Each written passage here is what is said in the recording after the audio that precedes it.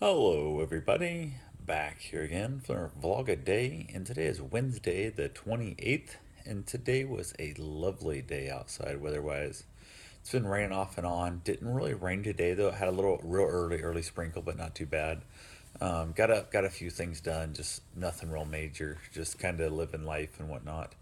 Went ahead and just kind of taking care of a few things here and there.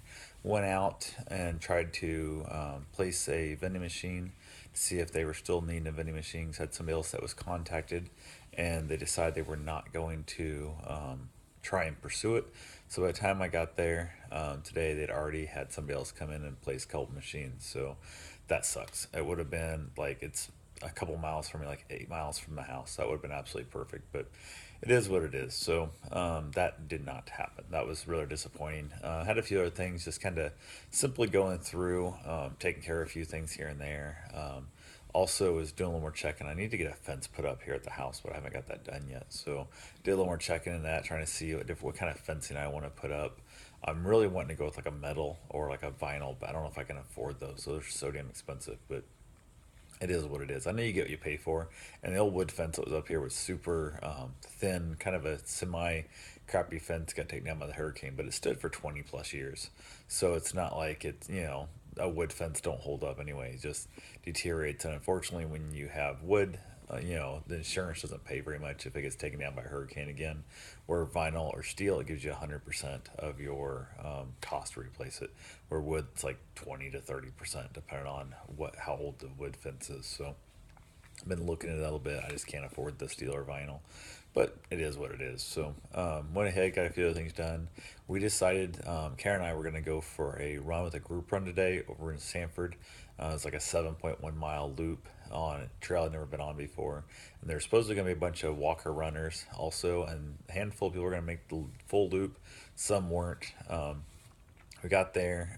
There was three of us that were making the full loop, and the rest of them were just going to do an out and back. And somehow they all said, "We're going out here. We're going to go this way.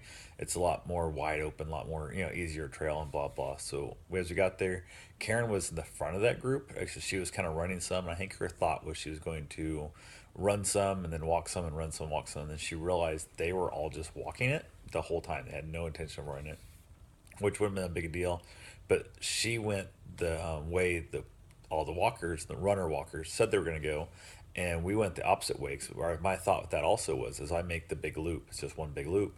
As she's heading out, wherever I catch her up at, as I make the loop back, I then turn and she'll turn around and come back, and then I'll either walk around with her back in or just walk in with her or whatever, it doesn't matter, and see what happens, how far she makes it. So it wasn't very far into it, and then she realized that I guess everybody else decided to go the opposite direction. So she's out there by herself. So she heads back, and then was hoping to find them and stuff.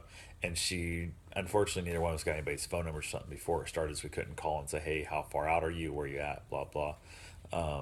And I think maybe she got to the little spot where it forked off from the lollipop stick to make the loop with the stem. She probably could have screamed and hollered, made some noise. They would have heard her. She could have then fallen down that trail, but she didn't. She headed back to where the car was, and she got back there and told me that she was there and she was fine, she was safe, and all that stuff. But she had to sit there for a couple hours, probably I don't know, probably 2 hours. I don't know how long it was, not quite, I guess, why I finished the loop. And I ran around. We were less than 2 miles into it, and I saw my first coral snake. So it's my second venomous snake I've seen in Florida here, and it's right in the middle of the trail. It was the lady running, the guy running, and then Bruce and me, so and the four of us in a line. And I watched the guy miss the snake by like probably 6 8 inches where his foot landed. Maybe not even that much. It was like right next to it. And then I watched Bruce almost step on it also. And I was like, what the fuck? So I kind of ran around it as I stepped, kind of offset to the side and hollered up to him and stuff. And I was meaning like, hey, stop, let's take a look. I need to move this thing off the trail.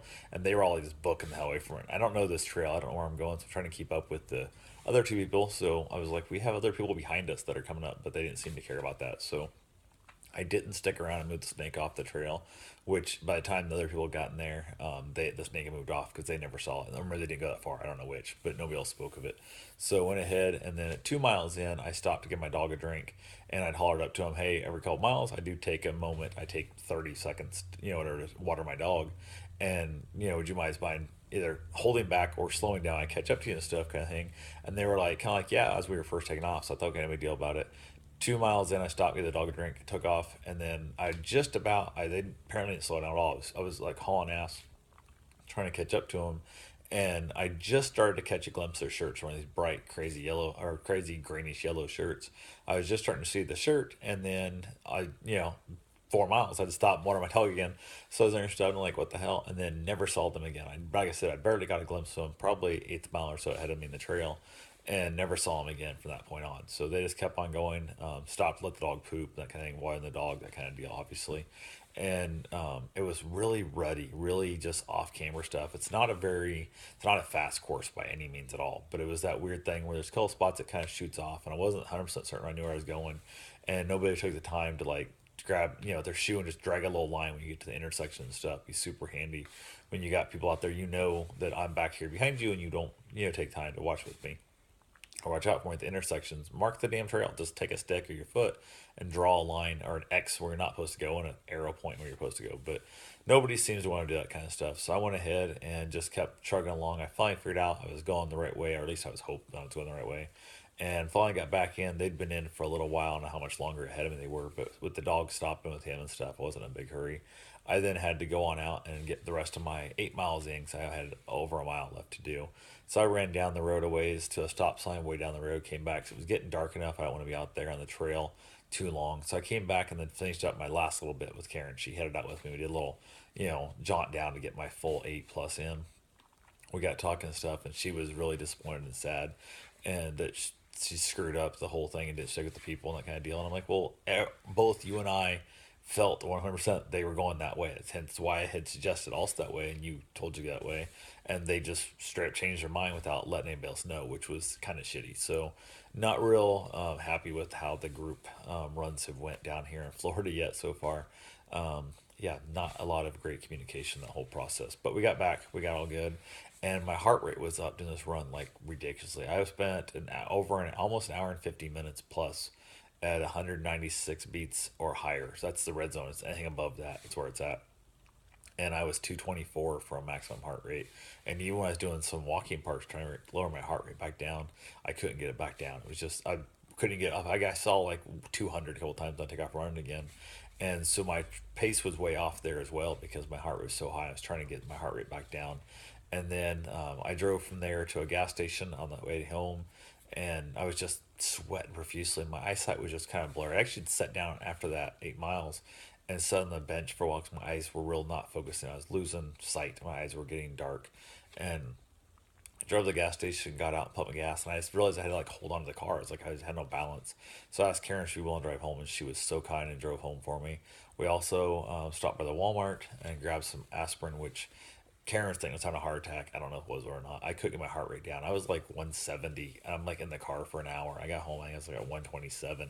And I had stopped running probably, by the time I stopped at Walmart gas station, probably an hour and a half ago, maybe longer than that. And my heart rate's still like 100, 127, I think is what it was at the time. So after this, I'm still sweating, like literally just pouring sweat off me. Came home, got a shower, and just I feel like ass. I feel like I'm literally just my everything tastes like iron. Everything tastes like crap. My jaw hurts like hell. There's a bunch of other problems and stuff, but I don't know what the heck's up with it. So I just basically just heart rate was still like I think 96 or some crap, and it was like 3 hours after I was running. So I have no idea what's going on with that. I'm hoping it'll drop back down, and I'll be better. So that's all I got for now. I will talk to you guys tomorrow. Have yourself a safe and wonderful day. Thanks for watching.